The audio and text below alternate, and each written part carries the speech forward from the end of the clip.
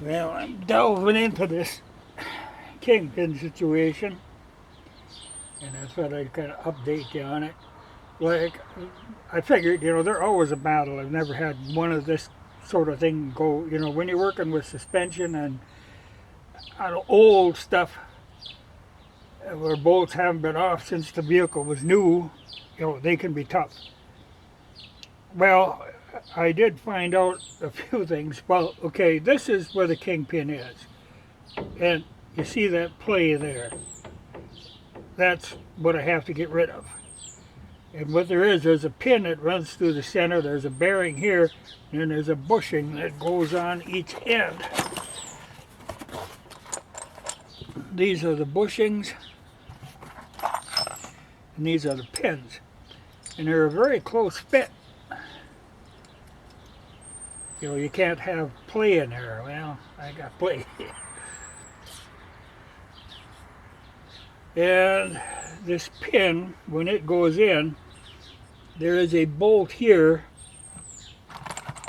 which has got a taper on it that slides in to lock the pin, so the pin stays with the arm, and the axle has the bushings in it, here and here. But to get it out, there are snap rings on the top and the bottom. Got to take that out, and then you should be able to drive the pin out. But should be able to is, if this is all brand new, yeah, it would come out. It's going to take some beating. In a job like this, hammers are your friend. The more the better. And of course a big brass hammer too.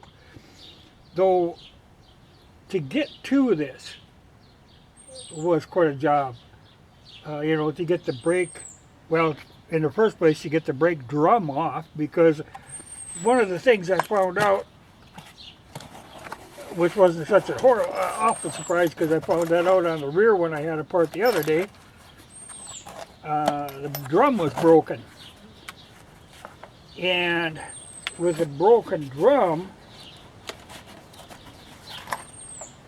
they split, like this is the back of the drum, split right here. So this brake wasn't actually doing anything. It's surprising I actually had brakes. Sometimes it amazes me how bad a shape things can be in and still function. Because I could drive it and it had brakes. But this side wasn't doing a heck of a lot, a little bit, but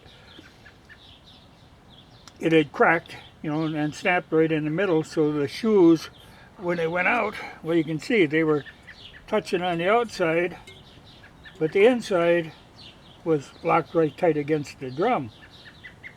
Well, then the adjusters, of course, have been in there forever, and they're locked up. So I ended up really having to kind of disassemble the thing piece by piece and get it out of there. Take the backing plate out and all the arms and stuff. And these I can get loosened up again. Because the problem is you're supposed to be able to pry. There's a hole in the back of the backing plate. You get on there with a tool. In some place I have, well, I should mention this too. This tool is what you can get in there on the back side, prise on these, and adjust your free play on your brakes. This is one of them tools that I picked up at a thrift store the one day. It's a snap-on tool, and it's made to handle, when you're taking shoes off, you always have to deal with these springs, which is usually put a vice grip on there and swear a lot and tear your fingers up. This thing is made to hook those and pull them springs loose. Works really great. But that was, again, a thrift store deal for $3.50. For a snap-on tool, I have no idea what they sell for new, but snap-on stuff is very expensive. And since nobody uses drum brakes anymore, I imagine it'd be rather hard to find. So it's the kind of thing, I keep my eyes open for, and I can recognize them when I see them. But I got her apart that far. Now it's a matter of, like I say, driving a pin out of there after I get them snap rings out, which I'm sure I'm going to destroy in the operation, but the kit comes with new snap rings. But as much play as there is, that should come out of there. Though it could be locked up really tight in here. It might involve a little heating. Because like I say, that's held in by a wedge bolt. And so that hasn't moved for a long time, since it was assembled. So it's going to be a driving operation, I'm afraid, and it might require heat. But I'll get it out of there. Well, like I say, this drum was broken, and the one I took apart on the back the other day, same situation. That one came out in 3 pieces. They're kind of an unusual drum in that they are steel inner, but then the outer, which must be like heated and stuck on there, the outer is cast iron. But when they get wore down, then they get thin in here in them ribs, which are meant to cool it, and then they'll snap. So I'll see. I had a spare drum for the back, and I got a spare for the front, though they are the same front and back. The shoes and everything are the same, which is very unusual in car applications. Usually they're different, but these use the same front and back. So I've got new shoes, and like I showed you, I got the Kingpins. But in looking at it, I had mentioned the bearings on these have a tendency to go bad, and I actually kind of expected to find that here.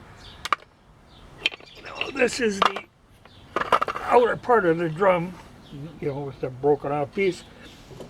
When I said about there's a ball on the inside, and then they run a ball on the outside. And that's what you adjust your free play with. Well, most cars will run a Kingpin on the outside. A lot easier. So these are a little touchier about free play. You can't get them too tight. Kingpin with the taper, they gradually move in. You've got a little leeway there. These you got to get them just right. But these bearings are fine, so I'm not going to bother replacing these. We'll see what the other side is. If that's bad, then I'd replace them all. But I don't expect that. But you do run into unexpected things on any of this old stuff when you work on it. But that is the stage that I'm at. But I know the wheel cylinder is stuck, but I think I can get that going again. But I know that's going to be a problem to get it off of the backing plate. And I see the bleeder screw looks a little rough, but it's just held on there with bolts. We'll see. If I have to heat it, I have to heat it, But that might involve having to replace the front brake hoses, which, probably should be replaced anyway, but it isn't like they're leaking. I have no leaks anywhere. It's got a good firm pedal, but I don't know what was actually stopping me. Since the back drum was broken, and this front drum, it must have been the 2 other ones that were doing all the stopping, because she stopped. But she'll be a little better. But this is what this whole operation was for in the first place, was to get rid of that free play. Because though it doesn't look like much when you look at it just here, you figure you go all the way out to the outside of your wheel, that's a lot of movement, pretty near an inch of movement. Well, you can't have that and expect it to run in a straight line. Yeah, it's not. You don't have it this way, it's this way. Because this bears the weight of the vehicle. But she'll come. Though, like I say, it might take a little persuading to get that pin to come out of there. But I'll get the caps off, soak it with WD-40. Hopefully it'll run down in there and get a little, loosen that up a little. There's nothing I can really damage by heating it as long as you don't overheat it. You know, it's all cast, so it could take a little.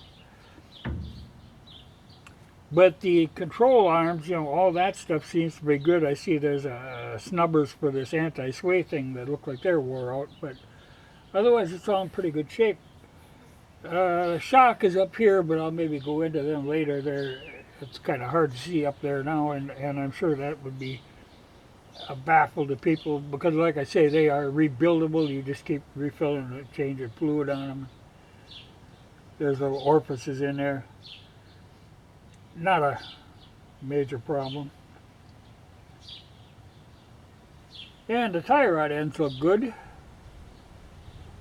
which, you know, even tie rod ends on an old vehicle like this, they can be a battle. You know, even it takes a special tool, but they're going to have that fork that's made to pop them out of there. You know, it's the kind of thing that I'm always keeping my eyes open for, those kind of tools. On most of these old vehicles you can get by, you don't need a lot of special tools, but there's some tools that are kind of universally needed working on any of this stuff, and those splitters are one. But I tell you that there's a little brake tool, I like that. But like I say, front shoes, back shoes, same shoe. So I got a whole box full of them. You know, the old lines, brake linings were riveted on, but they are wore out. Otherwise, it isn't that hard to reline them, to rivet them on. I have done that. Used to be on the Harley motorcycles when I was working on them.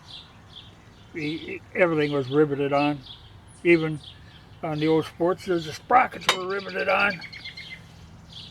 So I know how to rivet. You have to use a certain degree of caution when riveting brake lines or brake linings, because you can crack, you know, the asbestos, which I'm sure these are. Now the new ones are asbestos free. Well, I don't know. You know, I think I kind of like to have that little asbestos in there. I don't trust it. Well, I'm sure these new ones now, they've got some metallic compound, it looks like, and I'm sure they will be perfectly fine, but they will probably make more noise when you brake, you know, because it's more of a metal against metal than the old asbestos ones. Geez, a heck of a day to work on this stuff, though. It's a nice natty day, gnats and mosquitoes. But I was curious to get in there, see what I'm dealing with. And it's pretty much what I figured it was going to be.